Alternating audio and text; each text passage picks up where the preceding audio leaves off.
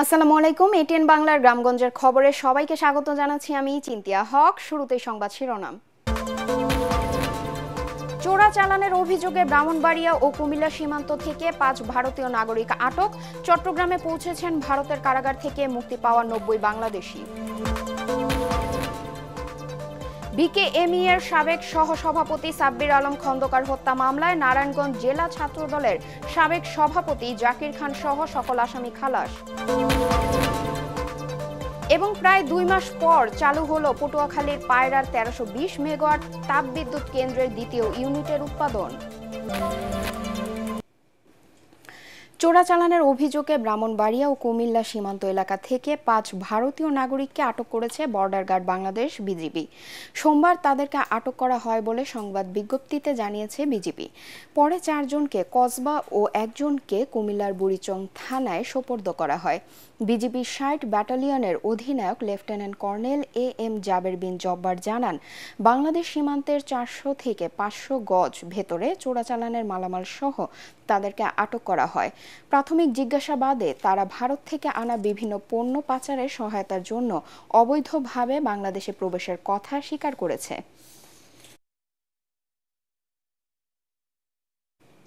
চট্টগ্রামে পৌঁছেছেন ভারতের কারাগার থেকে মুক্তি পাওয়া ৯০ জন বাংলাদেশি। বঙ্গোপসাগরে মাছ ধরার সময় ভারতীয় কোস্টগার্ডের হাতে আটক হয় বাংলাদেশি ২টি ট্রলার ও অন্য এক নৌযানের ৯০ জেলে ও সংশ্লিষ্টরা। সকালে চট্টগ্রামের পতেঙ্গায় পৌঁছান তারা। পরে তাদেরকে ট্রলার মালিক ও পরিবারের কাছে হস্তান্তর করে বাংলাদেশ কোস্টগার্ড। এর আগে রোববার দুপুরে খুলনার হিরন পয়েন্ট এলাকার আন্তর্জাতিক সমুদ্র সীমানায় তাদেরকে বাংলাদেশ কোস্টগার্ডের কাছে হস্তান্তর করে ভারতীয় কোস্টগার্ড। ভারতীয় সীমানায় প্রবেশের অভিযোগ এনে ২০২৪ সালের ৯ ডিসেম্বর এফবি লায়লা ২ ও এফবি মেঘনা ৫ ট্রলার দুটি আটক করে নিয়ে যায় দেশটির কোস্টগার্ড। আমরা এক রাত একদিন বাসছিলাম। আমাদের বাসার পর আমরা কোথায় গেছি আমরা বলতে পারি না। পরের দিন বিকালে আমাদেরকে পার্বত্য 5-এ ইন্ডিয়ান বোট আমাকে উদ্ধার করেছে। ১১ তারিখ সকাল ১০টার দিকে আমাদের পারাদ্বীপ ওখানে নৌপুরি যারা আছে ওনাদের ওখানে নিয়ে গেছিল, আবার বিকেল ৪টা নাগাদ। এর ভিতরে আমরা যেটা অনুমান করতেছিলাম যে বাংলাদেশ সরকার তরফ থেকে তাদের সাথে পজিটিভলি যোগাযোগ করার পরে তারা আমাদের আবার জাহাজে ফেরত দিয়ে যায়। ৪ দিনের মধ্যে আবারও ভূমিকম্পে কাঁপল দেশ। সকাল ৭টা ৫ এ ভূমিকম্প অনুভূত হয়।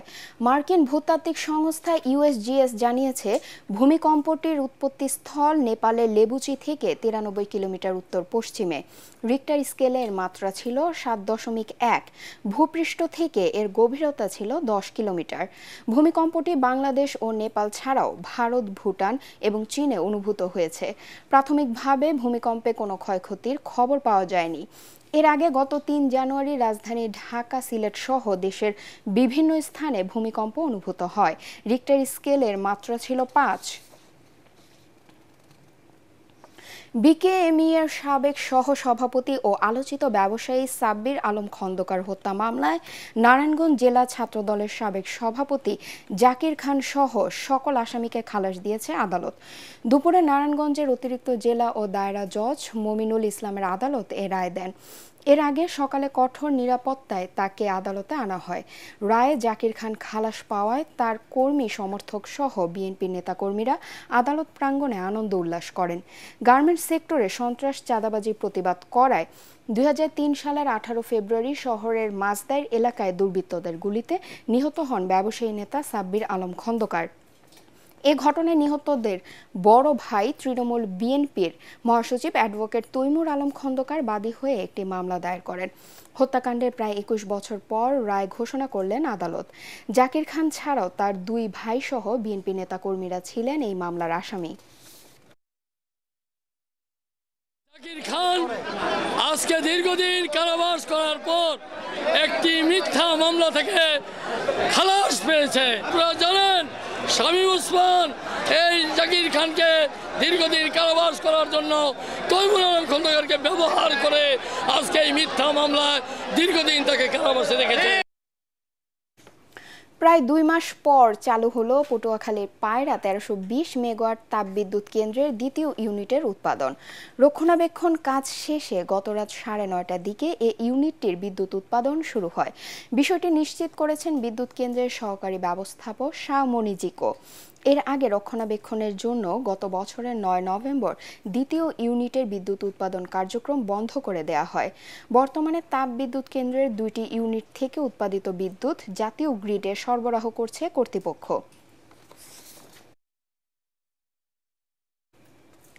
জাহাঙ্গীরনগর বিশ্ববিদ্যালয়ের চারুকলা অনুষদের ভবন নির্মাণ নিয়ে পাল্টাপাল্টি অবস্থানে শিক্ষার্থীরা। চারুকলা শিক্ষার্থীরা বলছেন, ক্লাসরুম সংকট সহ নানা কারণে ভবন নির্মাণ জরুরি। শিক্ষার্থীদের আরেক পক্ষ বলছেন, ভারতীয় অর্থে নির্মিত এ ভবন ধ্বংস করবে প্রাণ প্রকৃতির। সাভার থেকে শেখ বাশারের রিপোর্ট, জানাচ্ছেন তরিক ইসলাম। বাংলাদেশ ভারত যৌথ অর্থায়নে গত বছরের জুন মাসে শুরু হয় জাহাঙ্গীরনগর বিশ্ববিদ্যালয়ের চারুকলা ভবনের নির্মাণ কাজ। ভবনটি অতিথি পাখির অভয়াশ্রম খ্যাত জলাশয়ের পাশে হওয়ায় বাধা দেয় শিক্ষার্থীরা। বাধা উপেক্ষা করে প্রায় 150টি গাছ কেটে চলে নির্মাণ কাজ। সরকার পতনের পর শিক্ষার্থীদের একাংশের বাধার মুখে সবশেষ গত 3 নভেম্বর প্রশাসনিক সভায় সাময়িকভাবে ভবন নির্মাণ কাজ বন্ধের সিদ্ধান্ত নেয় বিশ্ববিদ্যালয় কর্তৃপক্ষ। তবে চারুকলা অনুষদের শিক্ষার্থীরা বলছেন, একাডেমিক ও ক্লাসরুম সংকটের কারণে এই ভবনটি নির্মাণ একান্ত প্রয়োজন। চারুকলা বিভাগে এখন 9টা ব্যাচ রানিং চলছে। তাদের 9টা ব্যাচের জন্য বরাদ্দ আছে 4টা ক্লাসরুম। বর্তমানে আমাদের যে ক্লাস সংকট, 9টা ব্যাচের প্রতিটা ব্যাচের জন্য পর্যাপ্ত রুম আমাদের এখানে নাই, যে কারণে বাধ্য হয়ে আমাদের ক্লাসরুমের বাইরে ক্লাস করা লাগতেছে। কোনো এক নির্দিষ্ট গোষ্ঠী তাদেরকে খুব বড়সড় ইন্ধন দিচ্ছে বলেই তারা চারুকলা বিভাগ কিংবা জাহাঙ্গীরনগরের সাংস্কৃতিক রাজধানীর মতো এমন একটা প্রাণকেন্দ্রে চারুকলার বিরুদ্ধে তারা যে আচরণটা করছে। এদিকে একাধিক অনিয়মের অভিযোগ ও প্রাণ প্রকৃতির সুরক্ষায় বিকল্প স্থানে ভবন নির্মাণের দাবি আন্দোলনকারী শিক্ষার্থীদের। আমরা চাই না নতুন বাংলাদেশে কোনো প্রাণ প্রকৃতি এবং এই জাহাঙ্গীরনগরের যে নেচারটা সেটাকে ধ্বংস করে কোনো ধরনের বিল্ডিং করা হোক। আমরা চারুকলা ভবনের বিরুদ্ধে না, আমরা চাই বিশ্ববিদ্যালয়ে চারুকলা ভবন হোক এবং সেটা নিয়ম মাফিক। আমাদের ক্যাম্পাসে সবচেয়ে বেশি অতিথি পাখি থাকে ওই লেকটাকে ধ্বংস করে দিয়েছে জাস্ট এই চারুকলা ভবনটা। প্রকৃতি সুরক্ষা ও ভবন নির্মাণের বিষয়ে তদন্ত কমিটি করা হয়েছে বলে জানান জাবি উপাচার্য। এই সংকট দূর করা খুবই জরুরি, কারণ চারুকলা বিভাগের শিক্ষার্থীরা ক্লাসরুম সংকটে রয়েছে, সেই জন্য সর্বাধিক গুরুত্ব দিয়ে এই বিষয়টা দেখছি এবং এখানে প্রজেক্ট বিষয়ক স্থান নির্ধারণ বিষয়ে যে মতভিন্নতা আছে সেটি আসলে স্থির করবার জন্য একটি কমিটি, উচ্চ ক্ষমতা সম্পন্ন কমিটি করা হয়েছে। ক্লাসরুম ও একাডেমিক ভবনের সংকট নিরসন সহ যে কোনো উন্নয়ন কাজে মাস্টার প্ল্যানের তাগিদ সংশ্লিষ্টদের। Bureau report, ATN Bangla. Rangpur বিভাগের বৈষম্য নিরসনে আগামী 8 মার্চ ঢাকায় জাতীয় কনভেনশন করতে যাচ্ছে রংপুর বিভাগ বৈষম্য নিরসন আন্দোলন। রংপুরের একটি হোটেলে রংপুর বিভাগের বহুমাত্রিক দারিদ্রতা, শিল্পায়নে বন্ধ্যাত্ব ও বাজেট বৈষম্য নিরসনে করণীয় বিষয় কর্মশালা, অগ্রগতি ও জাতীয় কনভেনশন প্রাক প্রস্তুতি সম্পর্কে গণমাধ্যম কর্মীদের সাথে মতবিনিময় সভায় কথা জানানো হয়। সংগঠনের সংগঠক ঢাকা বিশ্ববিদ্যালয়ের শিক্ষক ডক্টর আব্দুল্লাহ আল মামুন এ সময় অন্যান্যদের মধ্যে বক্তব্য রাখেন। ঢাকার ধামরাইয়ে ধলেশ্বরী নদীর উপর সেতুর প্রতিরক্ষায় কুল্লা ইউনিয়ন ও আশপাশের এলাকার লাখো মানুষ নৌকায় করে নদী পারাপারের দুর্ভোগ কমাতে নিজ অর্থায়নে 2 বছর আগে বাঁশের সাঁকো তৈরি করেছিলেন স্থানীয় চেয়ারম্যান ও মেম্বাররা। তবে সাঁকোটি নষ্ট হয়ে যাওয়ায় ঝুঁকিপূর্ণভাবে যাতায়াত করছেন এই অঞ্চলের বাসিন্দারা। তাই জানমালের নিরাপত্তায় দ্রুত একটি সেতু নির্মাণের দাবি স্থানীয়দের। ধামরাই থেকে বেলাল হোসেনের পাঠানো রিপোর্ট, জানাচ্ছেন জাহিদুল আলম। ধামরাই উপজেলার কুল্লা ইউনিয়নের এপারে ফোর্ডনগর, ফকিরপাড়া আর ওপারে খাসিরচর, বহুতকোল, জয়মণ্ডপ, ধল্লা, গাজিঙ্গা, সিংগাইর আর মানিকগঞ্জ। মাঝে বয়ে চলেছে ধলেশ্বরী নদী। প্রতিদিন এই ভাঙাচোরা সাঁকো দিয়ে নদী পার হন এসব এলাকার কয়েক লাখ মানুষ। বাদ যায় না মোটরসাইকেল কিংবা অটোরিকশাও। ফলে প্রতিনিয়ত আরো ঝুঁকিপূর্ণ হয়ে উঠছে সাঁকোটি। প্রায় ঘটছে দুর্ঘটনা। বাঁশের ব্রিজ, অনেক সময় দেখা যায় মানুষ অসুস্থ হয়ে পড়ে, রোগী কোনোভাবে আনা সম্ভব হয় না। ফুটনগর 9 নং ওয়ার্ডে কোনো পাকা রাস্তা নাই, অথচ ঢাকার খুব কাছে কিন্তু পাকা রাস্তা নাই। আমরা চাই যে আমাদের এই ব্রিজটা যেন একটু পাকা হয়, রাস্তাঘাটের জন্য চলাচলের ব্যবস্থা যেন ভালো হয়। এই জায়গার ব্রিজটার জন্য এই দুই পাশের মানুষের প্রচুর কষ্ট। এই ব্রিজটা হলে দুই পাশের মানুষের অনেক ভোগান্তির অনেকটা সমাধান হয়।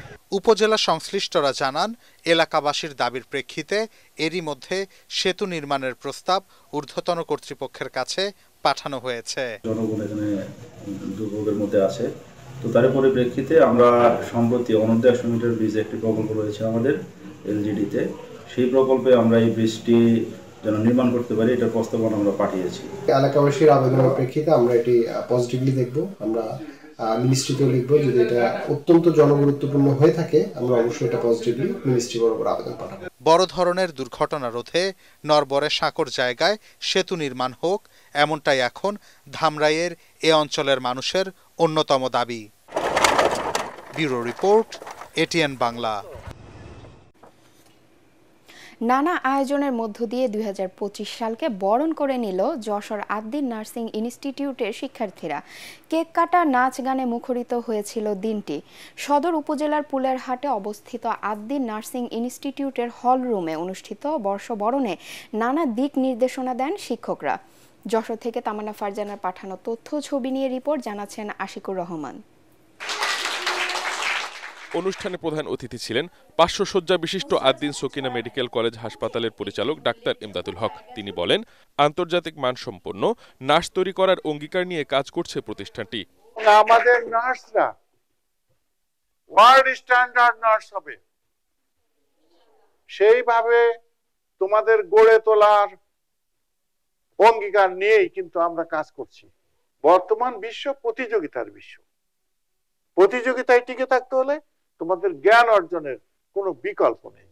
আদ্দিন নার্সিং ইনস্টিটিউটের অধ্যক্ষ ডক্টর ফিরোজা বেগমের সভাপতিত্বে বক্তব্য রাখেন আদ্দিন সকিনা মেডিকেল কলেজ হাসপাতাল ও নার্সিং ইনস্টিটিউটের associate director Nazmun Nahar, Addin nursing ইনস্টিটিউটের উপাধ্যক্ষ মেহরুন্নেসা মীর সহ অন্যান্য শিক্ষকরা।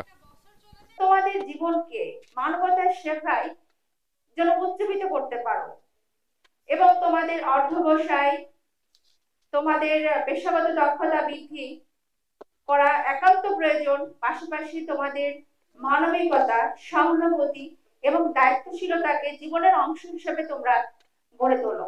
আমরা দক্ষ নার্স হব, এখান থেকে কম্পিটেন্ট নার্স হয়ে বের হবো। হসপিটালে গিয়ে আমরা কি বলছিলাম, কেমন নার্স হব, কাজ করিয়া আনকনসিয়াস কম্পিটেন্স হব। এবছর শিক্ষার্থীদের বিনোদনের জন্য ইনডোর গেমস, পিকনিক সহ নানা আয়োজন থাকবে বলে জানান কলেজ সংশ্লিষ্টরা। Bureau report, ATN Bangla. সিজারের মাধ্যমে ডেলিভারি হলে পরবর্তী প্রতিটি প্রেগন্যান্সিতে সিজার করা দরকার, এমন ধারণা ভুল প্রমাণ করল রাজধানীর মগবাজারে অবস্থিত আদ্দিন মেডিকেল কলেজ হাসপাতাল। দেশে লাগামহীনভাবে বেড়ে যাওয়া সিজারের সংখ্যা কমিয়ে আনতে সিজারিয়ান প্রেগন্যান্সি রোগীকেও নর্মাল ডেলিভারিতে উদ্বুদ্ধ করছে প্রতিষ্ঠানটি। আদ্দিন হাসপাতালের মহাপরিচালক অধ্যাপক ডক্টর নাহিদ ইয়াসমিন জানান, সিজারিয়ান ডেলিভারির পরও প্রায় 75% মা শারীরিক অবস্থা ও পারিপার্শ্বিক পরিস্থিতি বুঝে পরবর্তী প্রেগন্যান্সিতে নর্মাল ডেলিভারির জন্য উপযুক্ত থাকেন। এতে প্রসূতি মা ও বাচ্চা দুজনই সুস্থ থাকেন। ডাক্তার ও নার্সদের আন্তরিক প্রচেষ্টা ও কাউন্সিলিংয়ের মাধ্যমেই এটা সম্ভব। সম্প্রতি দেশের বিভিন্ন অঞ্চল থেকে আদ্দিন হাসপাতালে সিজারিয়ান ডেলিভারির জন্য আসা বেশ কয়েকজন নর্মাল ডেলিভারির মাধ্যমে সন্তান প্রসব করতে পেরে খুশি রোগী ও তার স্বজনরা। দিনাজপুর মেডিকেল কলেজ হাসপাতালের এক ডাক্তারের উপর হামলার প্রতিবাদে মানববন্ধন করেছেন চিকিৎসকরা। সকালে দিনাজপুর প্রেস ক্লাবের সামনে মানববন্ধন কর্মসূচি অনুষ্ঠিত হয়। এতে দিনাজপুর মেডিকেল কলেজ হাসপাতাল ও দিনাজপুর জেনারেল হাসপাতাল সহ জেলার সর্বস্তরের চিকিৎসকরা উপস্থিত ছিলেন। এ সময় বক্তারা হামলার সাথে জড়িতদের দ্রুত আইনের আওতায় আনা না হলে কঠোর কর্মসূচি দেওয়ার হুমকি দেন। গত 26 ডিসেম্বর দিনাজপুর মেডিকেল কলেজ হাসপাতালে কর্মরত অবস্থায় গাইনি বিভাগের সহকারী অধ্যাপক ডাক্তার আরজু শামীমা রহমানের ওপর হামলার এ ঘটনা ঘটে। খাগড়াছড়ির মাটিরাঙ্গায় প্রায় 14 লাখ টাকার বিদেশি সিগারেট জব্দ করেছে সেনাবাহিনীর মাটিরাঙ্গা জোন। ভোরে গোপন সংবাদের ভিত্তিতে টহল দল মাটিরাঙ্গা জোনের আরপি চেকপোস্টে একটি কাভার্ড ভ্যান তল্লাশি করে এসব সিগারেট জব্দ করে। তবে এর সাথে জড়িত কাউকে আটক করা সম্ভব হয়নি। জব্দ করা সিগারেটের পরিমাণ 6,950 প্যাকেট। এগুলো সীমান্ত দিয়ে অবৈধ পথে বাংলাদেশে আনা হয়।